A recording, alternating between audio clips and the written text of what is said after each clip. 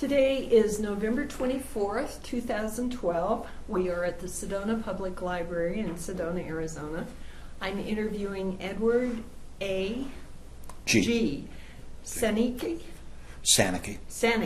thank you, who was born in December of 1945.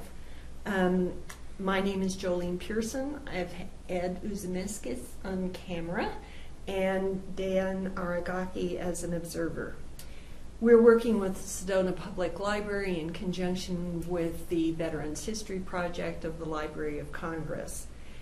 Ed served in the U.S. Army during the Vietnam War. He was in the 2nd Battalion, 60th Infantry Regiment, 9th Infantry Division, and his ultimate rank was Sergeant E5.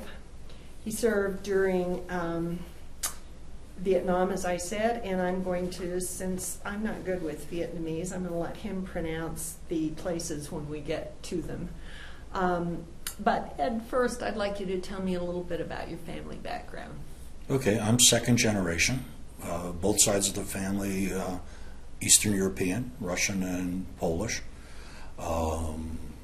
Working class folks, except my father had a freakish talent for hitting a hanging curveball.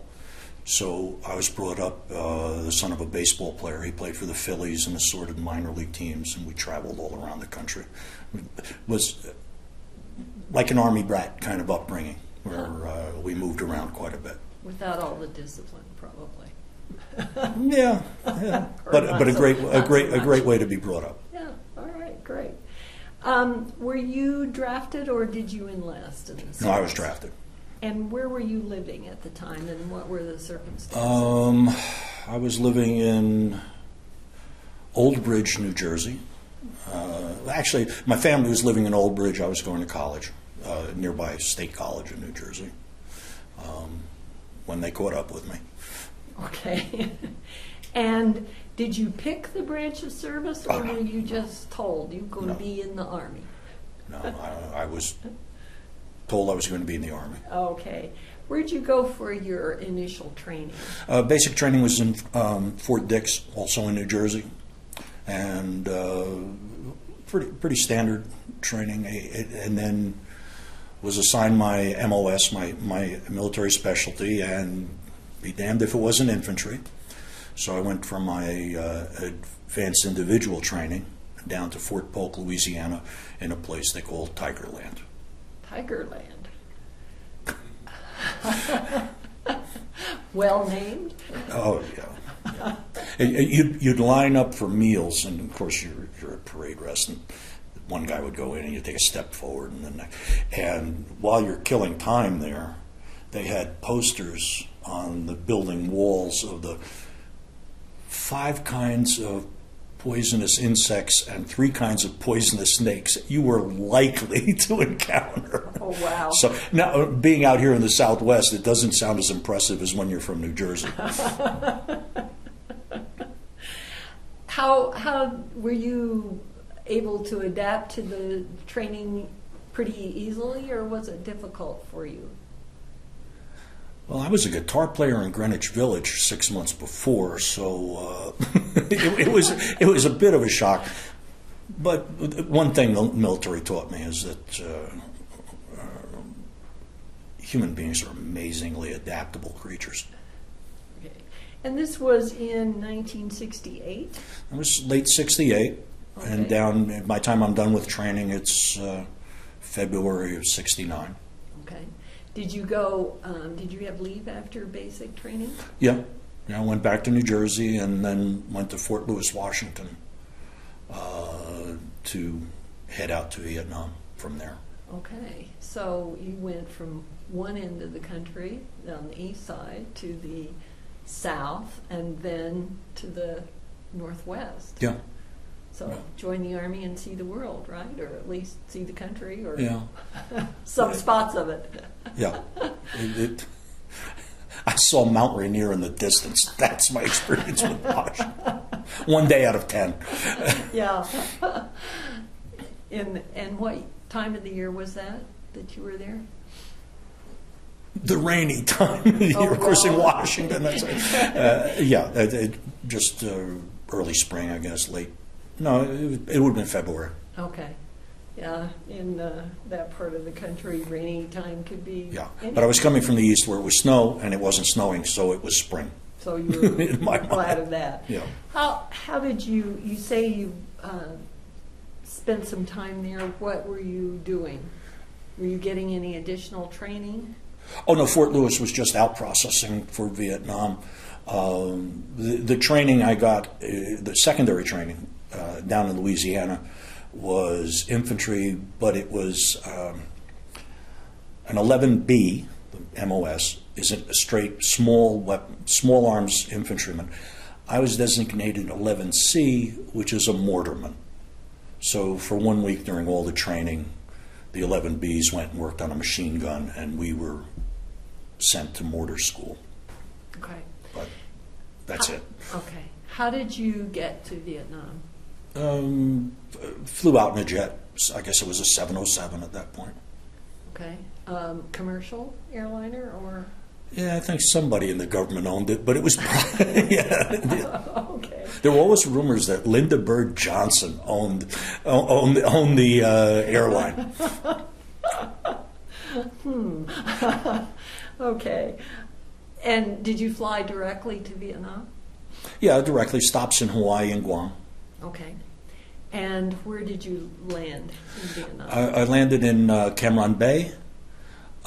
Stayed there a couple days for acclimation, get your body clock in order, but they needed more troops down south, so they took a bunch of us and flew us down to Bien Hoa, the replacement depot down there, and then from there I was assigned to the 9th Infantry Division. Okay. What was your initial reaction when you got to Vietnam? Very different than New Jersey. What's that smell? Is that napalm? Is it? I knew it wasn't marijuana. Let's not go into that. But everywhere in Vietnam, I'll be less than gracious. They burn the shit. So that's what I was smelling. I couldn't believe the aroma. That was the heat, of course, and the humidity. But what's that smell? Mm. And olfactory memory is very strong.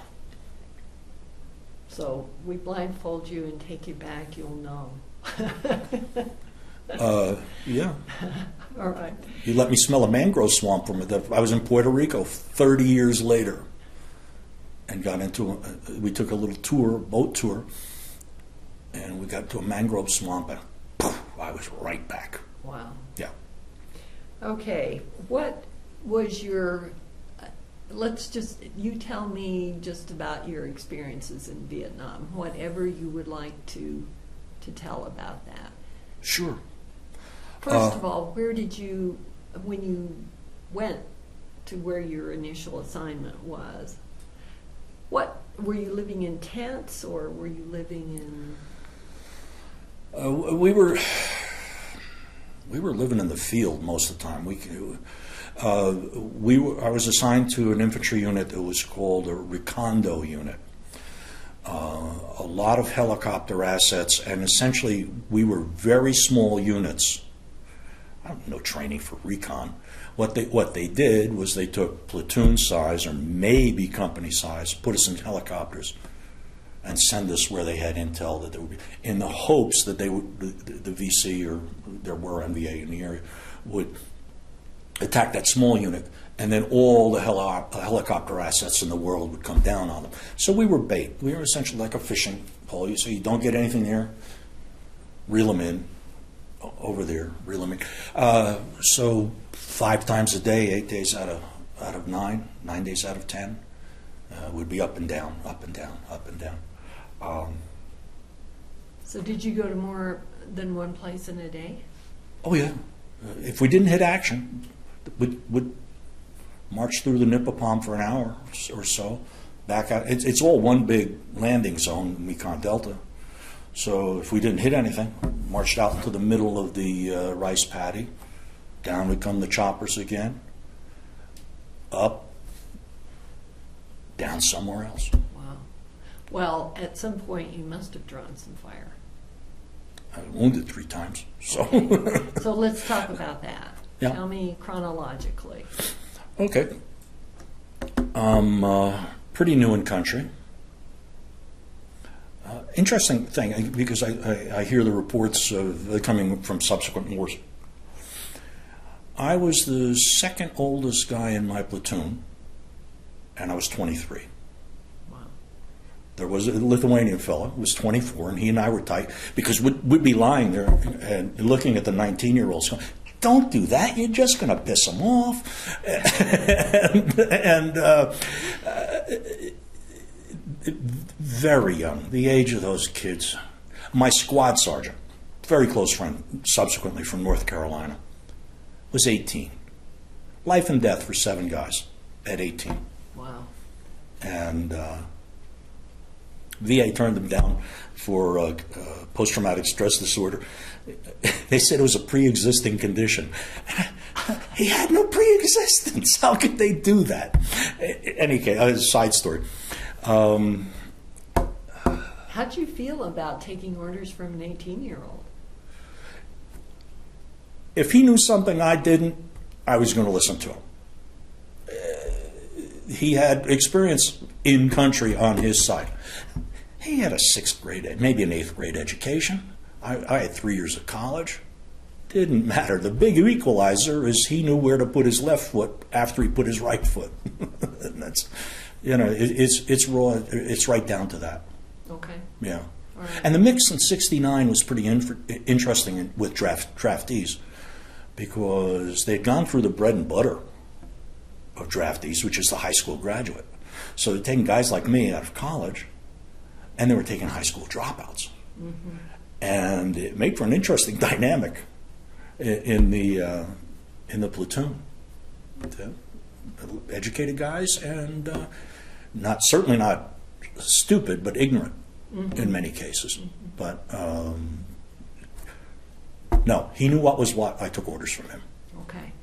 So your first time being wounded, tell me about the circumstances around that. It was what we call those hops, where we're looking for VC, were eagle flights. And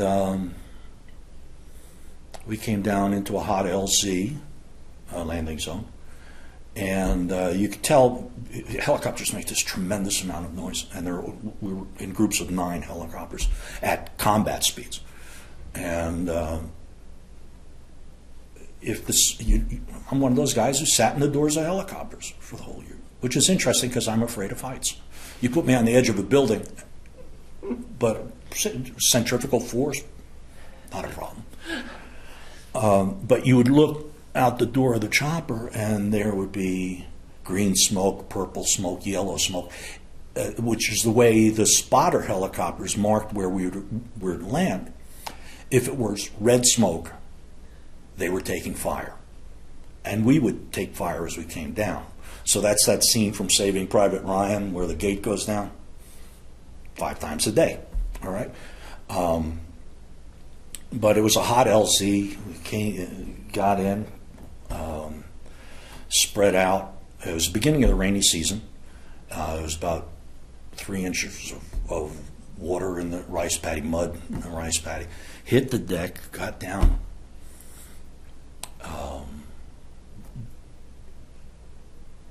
But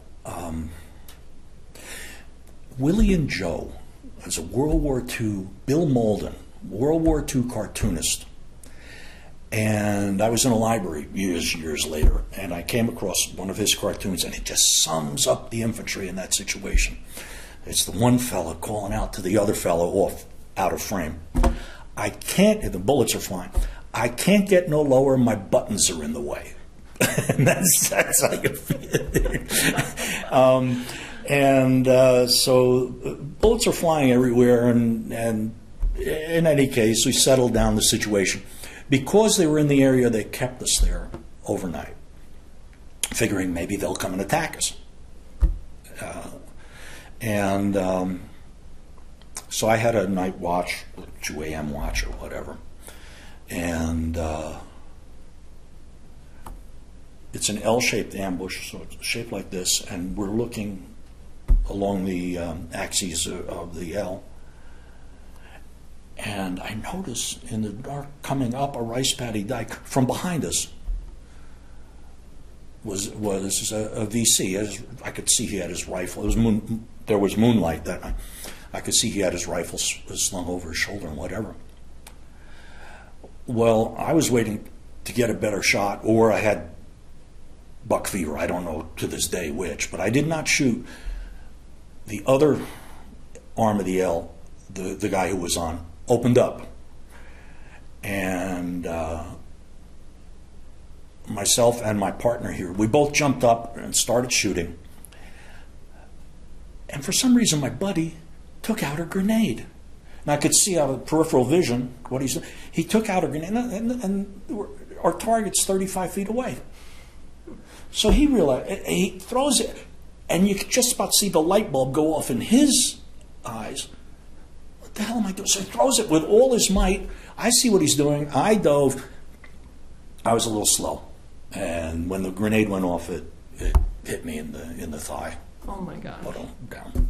So, yeah, the friendly fire. That first one was friendly fire. How did you get out of there then? Oh, all the helicopter assets in the world. They had a helicopter there in 15 minutes. So. And did you go to a hospital? That time, how's that? That time I went to just the battalion aid. They just carried me back to our base station.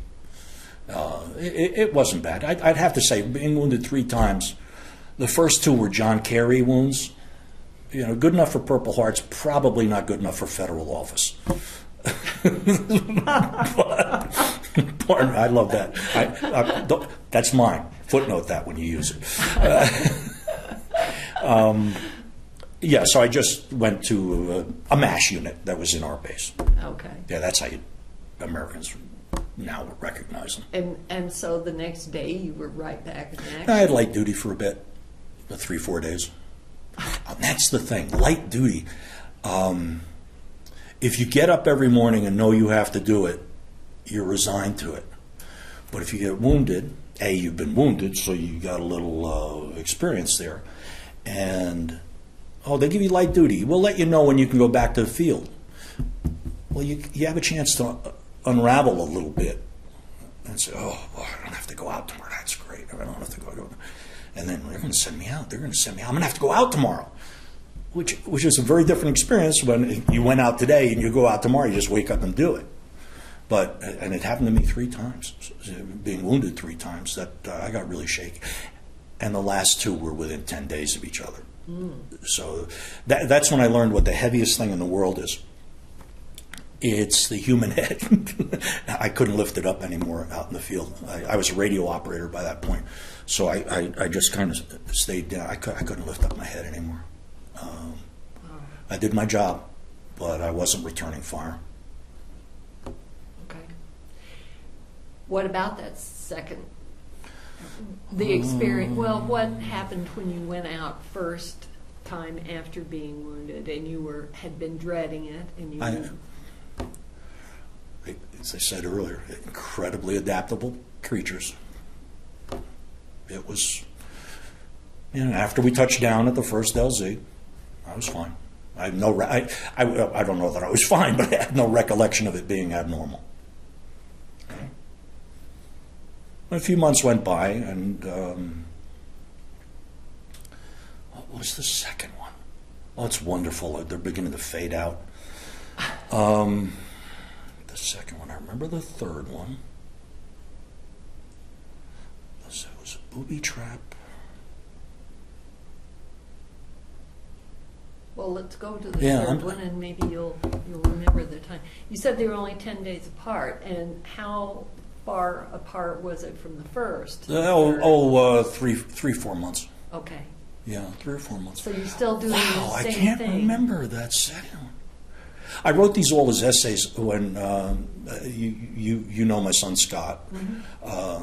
When his son was born, I was doing a lot of business traveling and had my first laptop, and I had written out about 20 essays back then about the experience.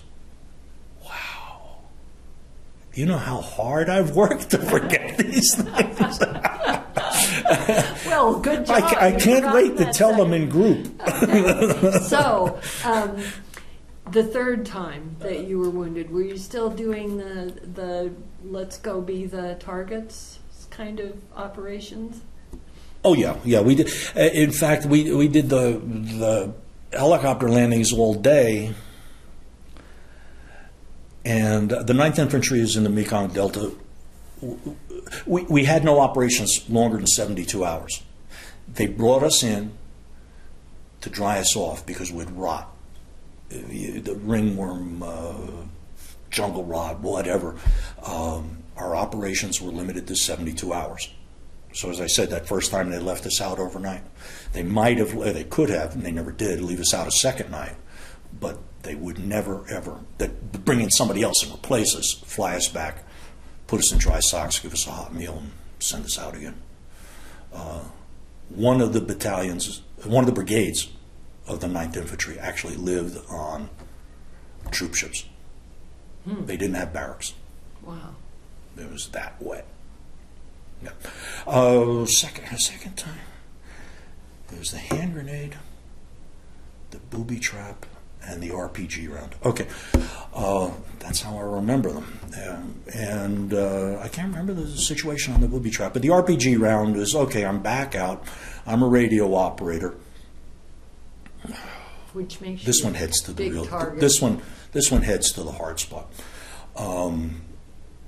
We went out in. What we did at nighttime was go on river boats, landing craft, World War II landing craft. I mean, the helicopters 5 times a day wasn't enough. We had to do a landing at night. And interesting thing. First time I walked point months before. Off the landing craft, we always did these at night because the battalion that lived on the boats did them during the day. Had those assets during the day. I had to walk point. I had no frame of reference because I'd never seen anybody walk point because it's pitch black and I'm somewhere back in line. And they cruise up and down the river and then turn in, use the weight of the boat to push the Nippopom green back, use the additional weight of the gate to push to get further in. My frame of reference is John Wayne. I went charging off the front. Now I'm carrying 80 pounds on my back, roughly 80 pounds. Bloop. I was drowning. All that weight and everything, the jungle is so thick that what I was supposed to do was grab the trunk of a Nippopom, head out, grab the next one, because we're still in the river, and work my way to the muddy bank, and hopefully it was high tide, not low tide. I've seen guys up to their hips in mud at low tide. And gingerly work my way in. So I went down, and I'm down, and I feel the tug of the river taking me. And that squad sergeant, that 18-year-old, and of course this is, don't ever do that again. And that's advice, of course, I took. So anyway, we did a night insertion the time I was wounded second, and everything went wrong with that. The boats were late getting started. Oh, yeah, we had a guy get killed getting into the boats, friendly fire. Yeah, 45s. Infantrymen were not trained on the 45. That's the mortarman's side weapon. I was trained on it. An 11B wouldn't be trained on it. But they carried them. Clearing a weapon, which you had to do, of course, before you got in the boats, or any place secure, was snap out the magazine, clear the chamber. This guy did it backwards. He cleared the chamber, snapped out the magazine. What that does, it puts around, there's still a round in the chamber. big steel boats, had it aimed at the bottom, and trigger went off, bounced off the deck, and right up through his best friend's head. Oh, no. Just a horrible, horrible moment. And that, of course, necessitated a little action report by the officer who'd seen it, getting the body off the boat, dealing with the guy who had just killed his best friend. So we were late getting started. And we had just done, let's say, 12 hours of humping around in the paddies anyway, so we're tired when we got started. Did the insertion, a 3-platoon full company insertion, which was rare. We seldom went out. That would be about 90 guys. And the deal with this is, since we're in after dark, we'll climb up out of the river and up onto the rice paddy. And the deal was the major branch of the Mekong was this way, and some little tributary went this way. 3 platoons in line, very quiet, very quiet. And we saw them up ahead in the twilight scopes. We knew that they were staying ahead of us. Turns out they were luring us, but they were staying ahead of us. We thought they were running from us, but and the 3rd platoon drops off, and they set up their little ambush, and then we go further, I'd say, out to the point where you could get around this little tributary. And the 2nd platoon drops off. In the meantime, another screw up, a machine gunner opens fire on a hooch because a farmer in it was trying to keep his ducks quiet. 40 guys walked past it, understood what was going on. This machine gunner didn't. Calling the chopper, calling a medvac to take care of this farmer who was very badly wounded. And gave away our position there. Dropped off the next platoon, working our way back around this section of river. And our point man spooked and opened fire on what he thought he saw in front of him, which hit our Tiger Scout right in the ass. Which is interesting. There's a second time he shot the same Tiger Scout for the same reason. The Tiger Scout is ex-VC. They call them Kit Carson Scouts in other places or whatever. It's not cool. And the chopper again, and I'll never forget, Mullen, you number 10, Mullen, you number 10. So now it's 2 o'clock in the morning, and we get to where we're supposed to be set up, a little village. And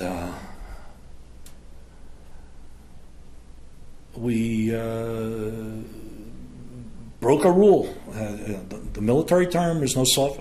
We got in a clusterfuck, meaning we got a lot of people in one place. So the lieutenant, the lifer sergeant, the E7, both radio operators, and the 2 squad sergeants who were putting their squads out to the sides of this bunker were all in not bunker, hooch, dwelling. We're all inside the dwelling at the same time. Now the other radio operator and I, we laid down, we used our radios as pillows of sorts, and we're doing the shutdown for the night, listening to the chatter on the radios, laying on a wooden Vietnamese bed, both flat on our backs. And they put an RPG round, a bazooka round, a grenade right through the hooch. And 7 of us were wounded at the same time. And the whole command structure, the lieutenant, the E7, both squad sergeants, both radio operators, were wounded at the same time. The other radio operator and I were wounded lightly. Again, I don't consider myself. Either the most lucky guy in the world or the most unlucky guy. I've got 3 Purple Hearts, but it's not bad. Well, I was staring up at the ceiling. Actually, it went high through the hooch. Flash of white, and I'm deaf. All of a sudden, I'm deaf, and then it fades to red. You're dead. This is what it's like to be dead. And then some period of time, and any combat vet will tell you, you don't know in combat how long it was. Was that 30 seconds or was that half an hour? I feel tugging on my arm. And it's the other radio operator who had rolled over me and onto the floor. Get down, Sinek, get down. So I rolled over him onto the floor. Now we're out of touch because both radios were next to each other, were pulled down, and all the wires are entangled. So we're trying to sort this out. Meanwhile, the rats are crawling over us because of the excitement of all this, and we're down on this mud floor or beaten earth floor. And the parachute flares very eerie light. They captured it in Platoon. It's the same light you get because they're on parachutes and they swing like this as the cellar scene in Psycho. And the shadows moving back and forth. We're there and we're trying to sort things out and whatever. And it was just chaos. So we got through that, and we medevaced out the heavily wounded. I got a Bronze Star for that one. I refused medevac, and so did the other radio operator. Nobody else would keep us in communication. I mean, we were isolated, and they medevaced us in the morning. Fine, but we went to Saigon, 3rd Field Hospital. In any case, this event is over, and the adrenaline drops out of you, and you get all wobbly and everything. Well, a Vietnamese grandmother comes in, and she's holding an infant, and she's bringing in her daughter. I'm assuming 3 generations. Brings in her daughter, and the daughter's obviously wounded. So, in that very sing-song, harsh-sounding Vietnamese language, she's pointing and all this and back. So the other RTO, the medic, this is the bravest thing I saw in Vietnam. The medic, I should have mentioned, was also wounded. He had lost his hand. He had his pinky and his thumb.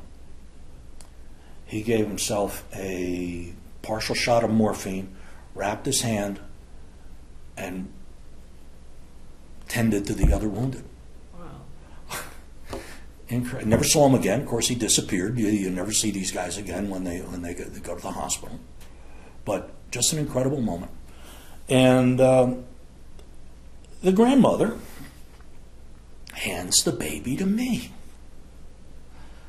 Now, I wore glasses, and the Vietnamese, many agrarian society, that's a sign of an intelligence. Like I read a lot. Okay, and because I asked myself 100 times, why'd she give that baby to me? And I start laughing, and the baby smells like crap. It's all wet, and sticky, and why did I give it to? And by the way, it's still pitch black, and it's screaming, and I start laughing. I said, half an hour ago we're trying to blow this whole village apart, and here I am with a baby in my arms. And the baby died. Oh. Oh, no. So, every hooch, every little dwelling there, because they couldn't dig down, and there was so much shit going on, they had an earthen bunker inside the hooch, which I never went in. You'd have to search them regularly, but you always sent the little guys to do that, and I was too big to do it. The doors were like this wide. So I forced myself in. And we had a fella from Texas, half Indian, best soldier in the world. He just knew. Best infantryman in the world. He just knew. So, and of course, he was called Chief. Chief, come on. What happened here? So we both crawl into this little bunker, and he smoked, so he had a Zippo, and he lit it up, and unapparent to us, as the baby had a hole in it, on you or me would be this big. And what I thought was urine was blood, and I'm covered with urine. I'm covered with blood, and it's just at night blood's black, but so's water, and between that and having been wounded 10 days before, that was it. That was the end of the infantry for me. I had to keep going out, but I couldn't lift up my head. I couldn't shoot back. I'm carrying a lot of scars from that. So, anyway. Well, I'm interested to know who took command after all of I this? did. Ah. Yeah. Yeah, I was an E4 running the platoon. At least you had some experience. I knew how to communicate on the radio, and because I was a mortarman, I knew how to call artillery. And straight infantrymen aren't taught that. But as a mortarman, mortar is just little artillery. You were taught how to read a map, how to use coordinates to call an artillery.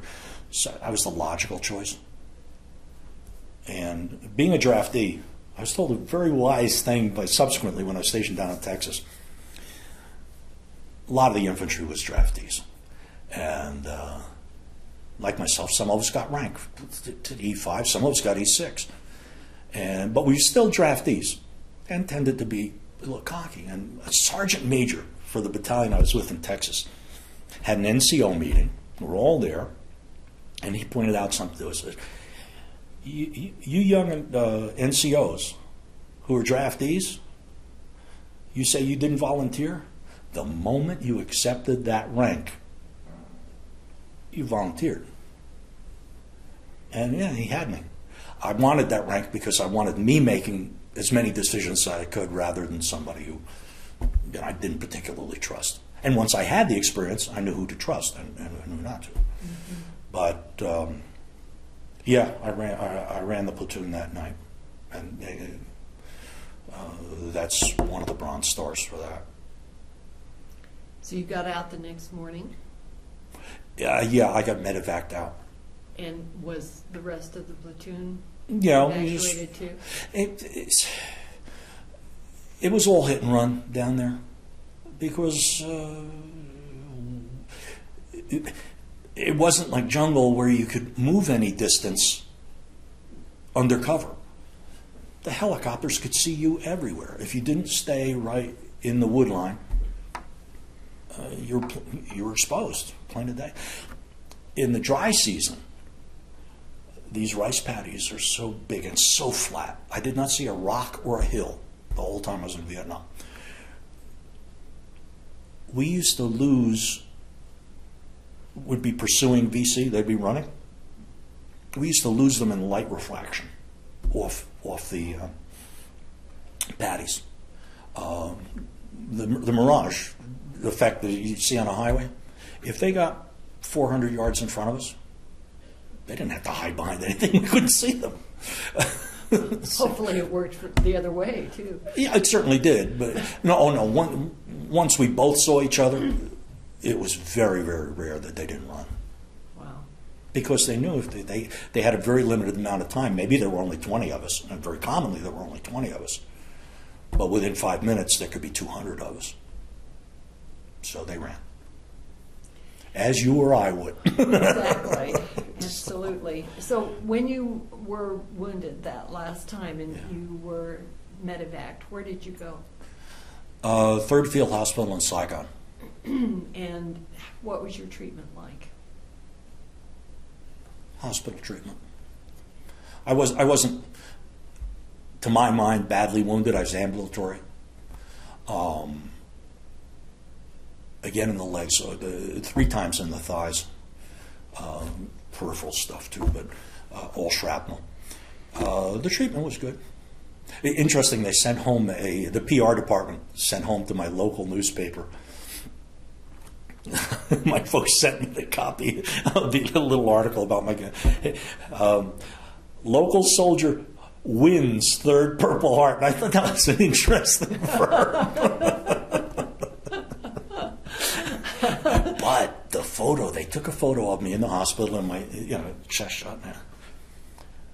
The 1,000-meter stare, the dead look in my eyes it's the only picture I have like that, and it's just blank. And I don't remember I remember it being taken. I don't remember striking that but that's that moment for me is captured on by somebody's photograph, and it's a cold picture. Wow. Yeah. Do you have it still? Yeah. Good. Yeah. That'll be an important thing to pass along. How long were you in the hospital? Maybe 3-4 days. And then what?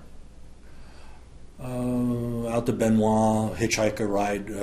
Benoit was the replacement depot, so their trucks go pretty much everywhere in the Delta. So I knew that I could get a ride back to my unit on a truck with the Newfers coming in. Wow.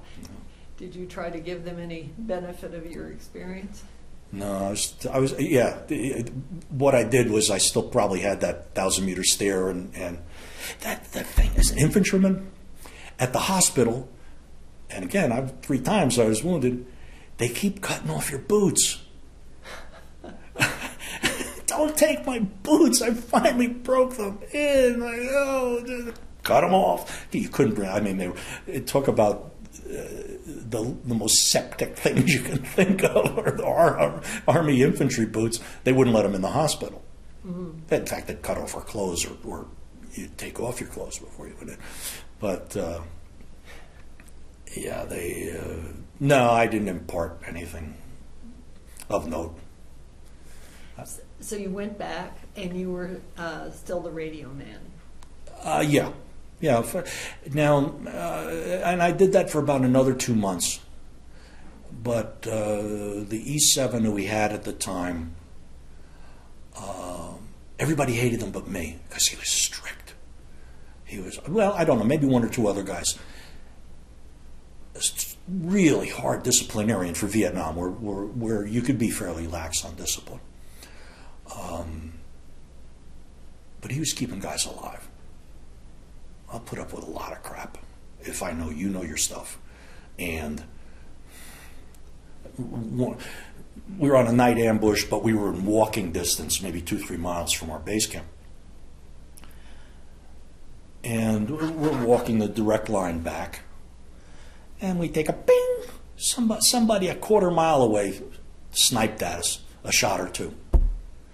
Well, he made us make another quarter-mile circle around it. That sniper wasn't going to hit anybody at that distance. Or we were that tired and that stupid that Let's ignore it and just walk through it. We'll walk another 300 yards and we'll be 500 meters away. You know, and we just wanted to go to breakfast. And he made us detour. And it pissed everybody off because, and breakfast would be shut down if we weren't there.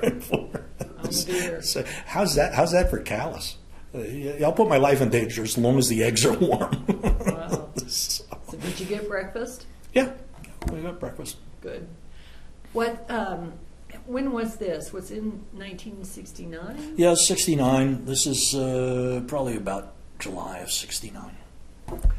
Yeah, which is about when they started pulling out the 9th Infantry. The 9th Infantry Division was the first unit withdrawn from Vietnam. I'm sure in the papers it read as a full withdrawal, but all they did was took half the guys and all the flags, all the unit insignias. So all those units went.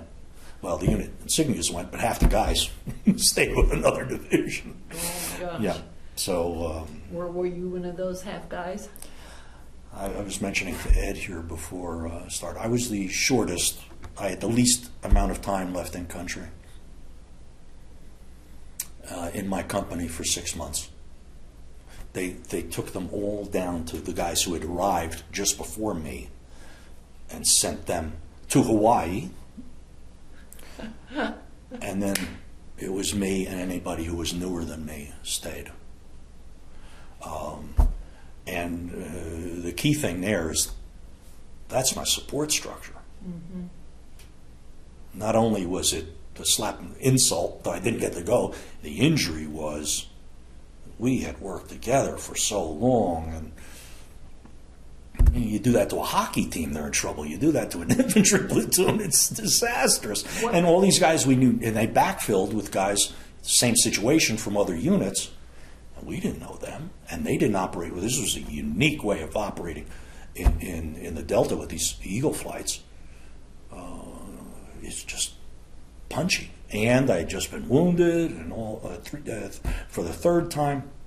What was the thinking behind that? Did you ever find out about withdrawing all the people that? This is late in '69. It's really apparent we're not going to win this war. The negotiations are going on. It's a PR deal. Yes, see, at the end of the tunnel, we're able to pull people out of Vietnam. And the beat goes on. So you were there for, did you say a couple more months? Yeah, I started saying that sergeant saw that I was just flaky. So we're out in the field one day, and a helicopter comes out with a hot meal or something, and a few helicopters come out with hot meals. And the first sergeant, the sergeant in charge of the company, comes over to me and goes, "So Nick, I see by your records you've been to college." Yeah, nobody ever paid the least bit of attention. As I said, education was not a big deal. Yeah. He said, "Can you type?" And I still hear angels in the background when I ask him that question, because there's only one reason for him to ask that question, because he's in charge of the orderly room. Yeah, I can type. He said, "Can you do 25 words a minute?" If I'd never seen a typewriter. "Yeah, sure, Top, I can do that. Get in the chopper, you're the new clerk." My last helicopter, hundreds of helicopter trips. That was my last one. Wow. And and in high school, I had it in my sophomore year. I had typing as my sophomore year in high school. And I was on the football team, and I was the center on the football team. My hands were just mangled. And a lot of the time, I just about learned where the keys were for the letters, not even the numbers. I couldn't touch type numbers when I dropped it. My last speed test was 6 words a minute with errors. Motivation's a wonderful thing. Within 2 weeks, I was doing 25 words a minute. Now, a thing I should add is I was a guitar player. I alluded to Vietnam. northern New Jersey, I'd go into Greenwich Village all the time, play guitar, banjo, whatever, folk singing it. So I was one of those guys who, because there were no boom boxes, one of the guys is sitting on the dock of the bay and all the Beatles songs and the country and western kids would ask me to do something that's only 3 chords. I could play any of their songs. But I had the dexterity from that, which even though I hadn't touched a typewriter in 5 years, I was able to do the 25 words a minute. And that's how touch typing saved my life. So everybody should take those typing classes. You never know. You never know. You mentioned playing. Did you have access to an instrument while you were there? Oh, good story. A guy who was in my platoon had a guitar. I can still picture it. They all look alike. The guitars you could buy in Vietnam. Sunburst pattern, a funny U-shaped hole, and a little bit of a cutout up here.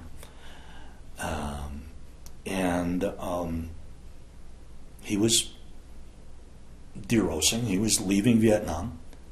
He signed it. Good luck, Ed, from, I forget his name at this point, but he was from Ohio, and he used to say he was so stupid he spelled it OH10. So, he gave me the guitar. That's how I got my guitar, which, of course, when I left, I passed to another guy, signed and passed. Of all the things I had in Vietnam, I would love to have that guitar. Wow. Because, we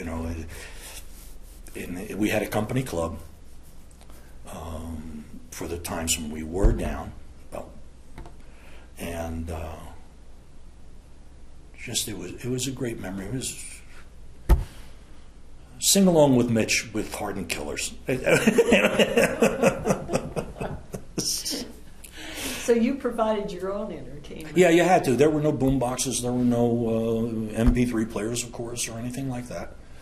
A few guys had phonographs, which this is, think of the number of helicopters. Think you have dust here in Sedona? And you'd play a record 20 times and throw it away because it was useless after that. Oh my gosh. So after you, when you signed your guitar and left Vietnam, where did you go?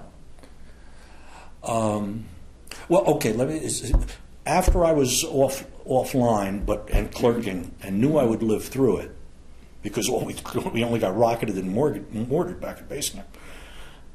And that sounds bravado, but it really, really is. I thought, oh, geez, this is easy. What are the odds? I was Radar O'Reilly, right? I'm the company clerk. I wheel and deal. I set myself, I had an R&R coming. So I set myself up for Hawaii. Hawaii was generally, at least in the infantry, only the officers were able to get that one. You went to Bangkok, you went to, maybe, if you were lucky, you went to Japan or whatever. And I called my girlfriend, who I had begun dating the year before I was drafted, and said, we'll never afford a Hawaiian honeymoon any other way.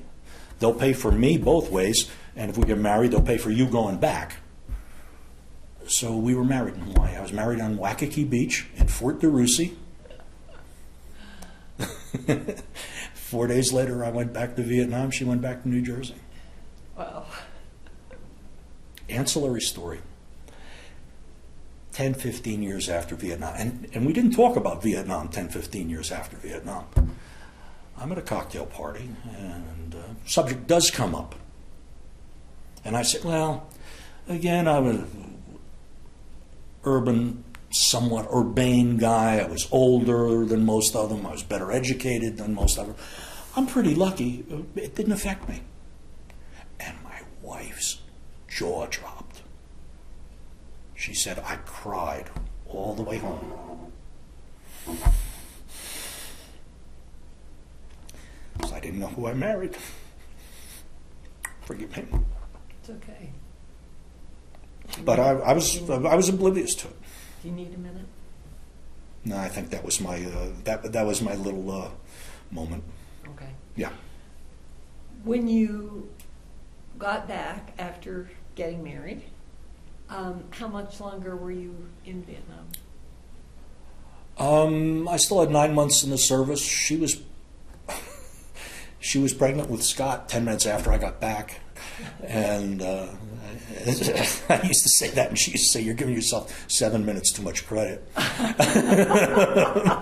But so I was stationed down in Texas, and she of course was with me at Fort Hood, and I was a sergeant at that point, and with the 2nd Armored Division. How was that? A lot easier in Vietnam. Yeah. Yeah. And how long were you there? 9 months. I was drafted in September, and mid-September, and I had a get back in college in early September kind of date, so they'll let me out 2 weeks earlier. 2 weeks earlier than my normal separation. And you were in Texas, you said. Texas. Deep in the heart of. Did you stay? Again? Did you stay there after you... No, back to New Jersey. Back to New Jersey. And Texans, forgive me, so many people so proud of so much of so little. That's another Santacism. all right. So you went back to New Jersey. Yeah. Scott was born there. Scott was born in New Jersey in January, so I was separated in September, and Scott was born in January. And what were you doing? What did you do after you? Okay, good Catholic boy. My penance for all this mayhem. I got my degrees in art and finished up art education, bachelor's, then went to Rutgers for studio art master's, and got a job and because I was a musician as well, I got a job teaching art and music in a 8-room elementary school. I did that for 7 years. Mea culpa, mea culpa, mea culpa. What's the most harmless thing on earth that I could do? And that was it. And 8 years was enough, and then I went into the software business. Did you use the GI Bill to go back to school? Yeah. Lived on food stamps, too. GI Bill, if I recall, married man with 1 kid got $240 a month, and my rent was $210. Wow. So I moonlighted all kinds of jobs. And did your wife work? She went back to work pretty soon. She My worked. grandparents. Was she employed? Oh, no, she's manic. She is a worker. Impressive. High school education. By the time she was done, she was vice president of a $9 billion software company. Wow. Nose to the grindstone. I'll take it on. You can reward me if you think it's worthwhile. And we got into the business when they were just looking for warm bodies. And so both of us did. Considering I'm genetically engineered for coal mining, I mean, which is what the grandfathers did, software been very, very good to me. And was this in New Jersey? Yes, Princeton. Okay. And so you stayed there until you retired? Because I know you're not there now. So. Right. Scott, my oldest son, for those of you who don't know him, my oldest son had a child early on, so when he was 21, and we stayed. My wife and I had a big part. They never got married. And my wife and I had a very big part in bringing up that grandchild and letting Scott grow magnificently into the role of father. But it was deer in the headlights when it happened.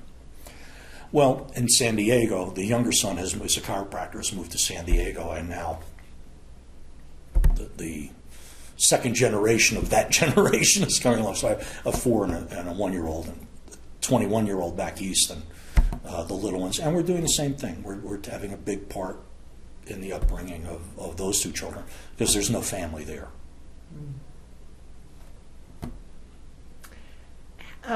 Did we skip over anything that you wanted to talk about? Oh, well, this is the old business presentation thing where on the way home I'll think of 3 different presentations I could have done. But course. no, the rest of it is incidental. There we was, meeting the general, knee deep in grenade pins kind of stuff. Dime a dozen. The impact is just incredible. I'm still in therapy. I'm still on medication. Are you getting support from the VA? Lots and lots. And that's something worth saying. Because I was wounded so much, I went to the VA in 1970 upon release. And that VA treated me as if I were trying to steal from them. I swore I would never go back to the VA. I got my little disability and just shut the door for 30 years, 35 years. And a much different VA. Polite, caring, by and by good facilities and all that. And that's a big difference. One thing I have thought, I was in the information business. The summer my father died, and a good friend, my father died, Saving Private Ryan came out within a month of each other. And I said, I'm in the information business. I wonder how these guys are doing. These 20 best friends you'll ever have in your life. If anybody can find them, I can. The ones you served with? Yeah. And I did it. Wow.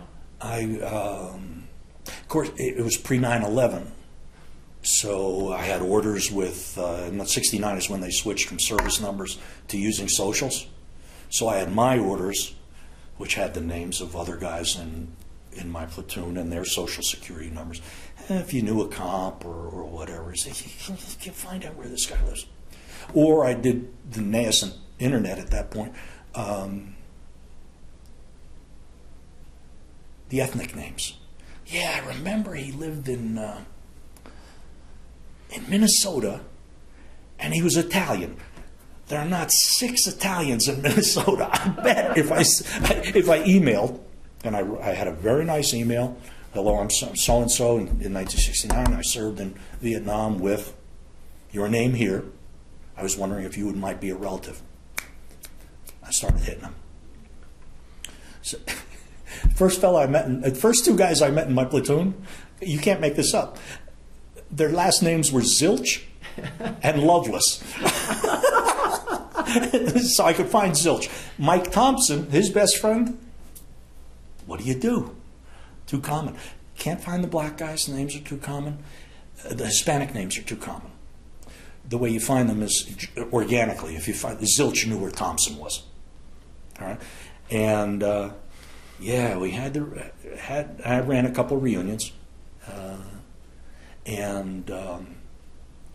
Funny, it's totally alien character walks into a room and the eyes don't change. Look into his eyes and say, oh, yeah. And often the voices are very, you remember the voices. And after 20 minutes, it seems like it's been about 2 weeks since you last saw them. Wow. When was the first of those reunions? 2000. 2000. Yeah. So I also figured they were all turning 50. And that's a good time to reflect on your life and say, I won't get so many doors. Oh, I don't want to think about it. At 40, you're likely to do that. At 50, this is the linchpin of my life. Yeah, how did those guys turn out? Bell curve. Professional veterans, I'll call them. The guys who were always showing up in field jackets and working class stiffs. Doctor, lawyer, business people. Great to see. Great to see. And of that group, how many were you able to get back for the first reunion? Of those still living, and let's say it was because we were helicopter soldiers and we were limited by the fact that our platoon had to fit in 3 helicopters. Mm-hmm. So it was like 777. I think 21 guys would go to the field at any one point, thereabouts. In the course of my time there, of course, there were guys who were there who left before me, guys. So let's say that would have been 40. I found 25 of them. And just a heartbreak. The first thing everybody wanted to know was, how's Chief doing? Because he's a very popular guy and good fella. And he, I hope I don't have another moment. It's okay. One of the fellas, he was from Texas, Wichita Falls, I'll never forget, Wichita Falls, Texas. One of the fellas from Texarkana said he died about 2 years ago. Had lost his job in the oil business, was drinking, and divorced a second time, and they found him in his recliner in front of the TV, wrapped in his poncho liner, which is a blanket, but it's as close to a shroud as you're going to get. And you just realize he never came home. And if I had only gotten on the ball a little bit earlier, never would have happened. But you don't know that, though. I know, but I beat myself up on all kinds of stuff like that. Stop it. So, Stop it. yeah. Yeah. Would have loved to have seen him again. Oh, of course. So the other one, everybody wants to see the medic. Oh, yeah. You know, and he's not carried on our platoon roster. He's a member of the headquarters company, and but assigned to us. Hey, can you find the medic? I was like, do you remember the medic's last name? They say, yeah, Smith. Oh, sure. I said, okay. Do you remember his first name? Yeah, Doc. We found him. No kidding. Somebody remembered he was from Michigan, Midwest, and there were a few guys from Michigan. One of them remembered his hometown. Turns out he had a business with Smith in it. Wow. And we found Doc Smith, and he's been to every reunion since, because, I mean, at first... A lot of guys owe their life to him, Yeah. probably. First thing out of his mouth, did Lambert live? The fellow got sawed up pretty good. And who he patched up. And I had...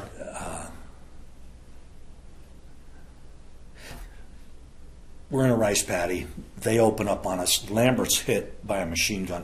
He falls down. The rest of us fall down, dive behind a rice paddy dike, so to speak. And Lambert's from Chicago. And little guy from Mississippi, Davy Bramlett, jumps up, and while the rest of us are collecting our thoughts, runs out there, dives between the enemy's machine gun and Lambert. Now, meanwhile, we're covering fire, and kind of pushes him back towards us, and he's talking to him the whole way. Of course, you can't hear anything because of all the rifle. 35 years later, I asked, David, what were you talking to Lambert about? He said, I was telling him Yankee jokes. So, in any case, and then of course Doc Smith took care of him. I had the good fortune to introduce Lambert, his wife, and 5 children to the 2 men responsible for the dad still being there. Wow. And yeah, that was a moment. Yeah, at one of the Yeah. reunions. Wonderful. Well, that's really great that you did that. And you said you had more than one. Yeah, I had them about every 2 years. And you're still doing that? I haven't had one in a while. Time to do another one, maybe. Yeah. Actually, what we probably will do, we'll hook onto a big one. So I tried that once, and a bigger one. Actually, I only expanded it out to the company because it was organic. I wanted to see the guys I knew. Of course, they had a circle of friends that they wanted to know. I taught them all how to find them. Then, and a couple of guys from another platoon were in that circle, and then they wanted to get that other platoon. And then by the time we'd done the third one, we had 120 guys there at this reunion. But my little cotillier, we didn't know them. Yeah. We wanted to recapture that first one where there were 25 of us. Mm-hmm. So if I do it, we'll do small circle of friends again, which is hard. Where do you cut it off? Yeah. But the curiosity, and we're still in touch. I mean, I was talking to the fellow from Mississippi 2 days ago. It's the curiosity is, they're okay. They're okay. We're all a little twitchy, but we're okay. And you said you're in therapy? In New Jersey, I had regular weekly group therapy that I went through. Was that helpful? Yeah, very. Because the deal is, nobody has my vocabulary. Mm-hmm. And the guys in my group became the surrogate platoon. Was that through the VA? Yeah. Oh, yeah. I went in-house 6-week PTSD detox, if you will. A lot of intense work at a VA psychiatric hospital, and getting out of that, I felt that it did me as much good, and so did my wife. That I said, well, I'll keep going, and glad I did.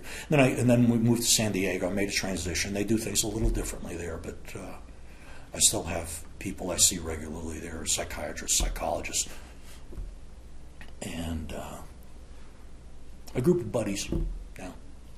Yeah. Well, I think that's good and very wise that you took advantage of that opportunity to do that. So many people think they can just tough it out on their own, and they actually can't. That was me for the longest time. I'm a bright guy. And now I'm beginning to hear about PTSD. I mean, there's this anger, this twitchiness. If you make a sudden noise behind me now, my neck will disappear. That'll never go away. But I thought, why do I need help? I know I've got it. And now that I've read about what the symptoms are, so that's you in spades. But, I should be able to deal with it. And the only people I went, I had great health coverage. I went to psychologists through my health care plan. Nobody knows it like the VA. Those VA mental health care people. They see it so often that they are. I mean, there's nothing. They're head and shoulders, waist and kneecaps above everybody else. Anyway. Well, that's good. I'm glad that was available for you. Is there anything else you want to tell us about? No, I can't. I'm surprised I talk this much. All right. Were you when you came out of the service?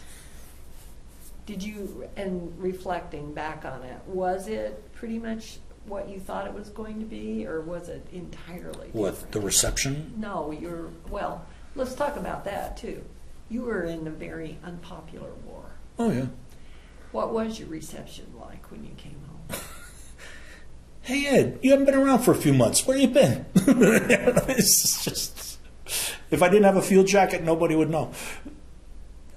No, there was no reception, positive nor negative.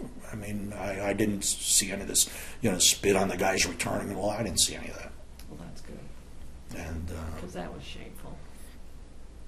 but again, I'm working class neighborhood. I mean, yeah, we were all college age. My friends were all college kids, but they were children of working class families. They weren't going to fall for that. And we lived hard up against New York City, so we knew the kind of bullshit that was coming out of there. And what about your view of the service? Was it entirely different than you expected? Was it pretty much what you expected? I'll tell you, preface this whole thing, maybe should have mentioned this early on. In 1968, I was a ski instructor. So I met my wife. And I'm a musician in Greenwich Village. I am smoking marijuana. I got busted out in a rural part of New York where they were showing the younger patrolmen this stuff because they had never seen it before. So I did jail time, and they let me out of jail the morning I was to be inducted, a minute past midnight on the day I was to go into the service. And geez, I'm sorry, I lost my point. So did you feel like being in the service saved you from being in jail? No, it didn't save me from being in jail, but I did know that, or in those days, you heard, if you had a jail record, pretty much you were going to sweep floors the rest of your life. So I said, maybe if I had a decent military record, it would offset that. That was factor one. Factor two was, in the literary sense, this was going to be the linchpin of my generation. This was going to, there were going to be the ones who were there and the ones who weren't there. And I knew that back then. And I said, I want to see what it's like. I don't dare tell my wife that I made that decision. That, if there was any chance to wiggle out of it, I wouldn't have taken it. But, yeah, I went with the expectation that I'd find out. But there was a continuity in my thinking about Vietnam before, during, and after. That being, and again, less than gracious, I'm going to get fucked. I'm getting fucked. I've been fucked. And so I think guys who went in say, oh, we're going to make the world free for, safe for democracy. This is, and then they got slapped around when they came out. I think their expectations were damaged. I knew exactly what I was going to get when I got out. Okay. And hoped for it. I hoped I would be ignored. Would you recommend military service for young people today? This is coming from left field. A draft army, to my mind, is the one American institution that throws everybody, except from a very high strata, because they sure as hell weren't going, everybody together. I had to figure out how to life-threatening situations with a black sharecropper from Alabama, a city kid from Chicago, an Indian from Texas, a surfer dude from California, whole range of education, whole range of religions. And it gave me a sense of this nation, not country, a nation, that there's no substitute for anymore. Business world, Scott comes from business. He'd be dealing with people from Atlanta, from Chicago, from LA, but they'd all be of one strata. And I think the drafty Army, I'd like to see it somehow work as being a compulsory kind of thing or service, but that's impossible. But So you think the volunteer army experience? oh, they're doing their job, but they're doing their job and doing it beautifully. They're doing what they are told beautifully. Whether I agree with what they're being told and is beyond the subject of this, but the volunteer army is doing their job. I'm enough of a Jeffersonian not to be crazy about a standing army, but in this day and age.